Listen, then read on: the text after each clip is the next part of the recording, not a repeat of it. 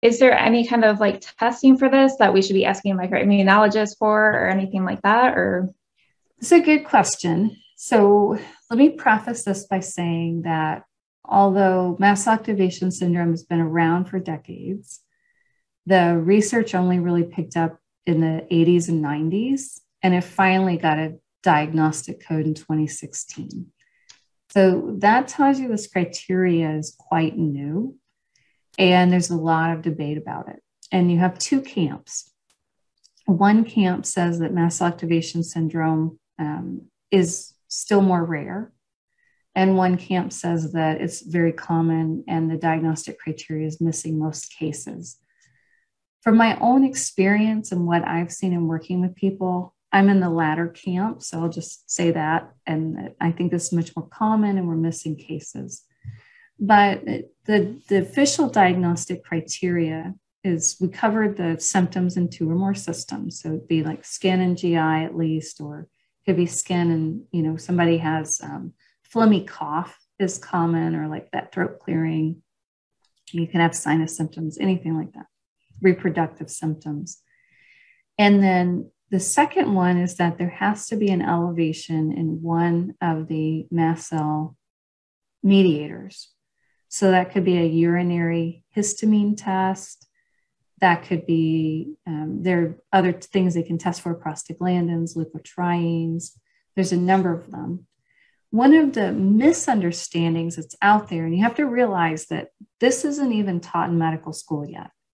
I have clients who are medical school students, and they tell me they're getting like a 1-page synopsis of mast cells, and they're not even taught any of this information.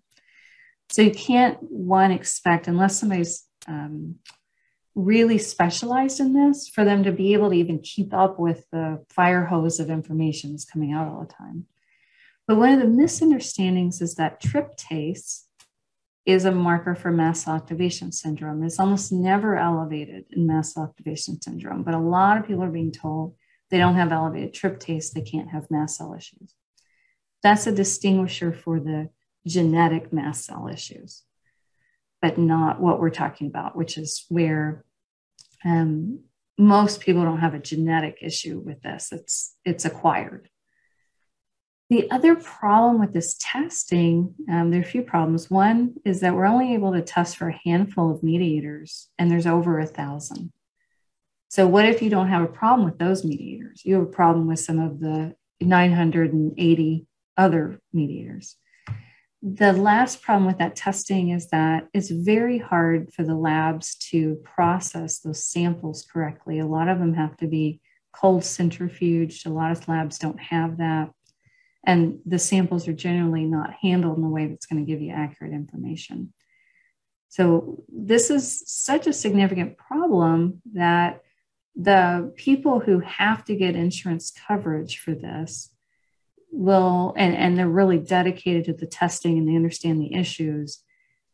I've heard of many practitioners who have their patients come in and they'll be there all day. They'll have them do a bunch of stuff to provoke a flare, and they'll test them every hour, just hoping to get an elevation so that they can say that, they can really give them this diagnosis and get insurance coverage. That's a problem. And when I talk with my colleagues, what we're seeing is only about 10% of people have any elevations in the mediators that are being tested.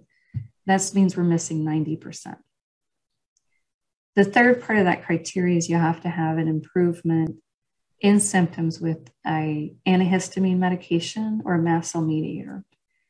The problem with that one is that other than cromolyn sodium and compounded ketotifen, every antihistamine or mast cell mediator medication available in the US has inactive ingredients that are mast cell triggering. So somebody may respond to the medication, but then have worsened symptoms or no improvement because they're reacting to the dye or the titanium dioxide, the cornstarch, whatever else is in there. So you can see that this has a lot of room to continue to evolve. And I hope it does keep evolving. And I think it will. But this is where we're starting. It's got to start somewhere.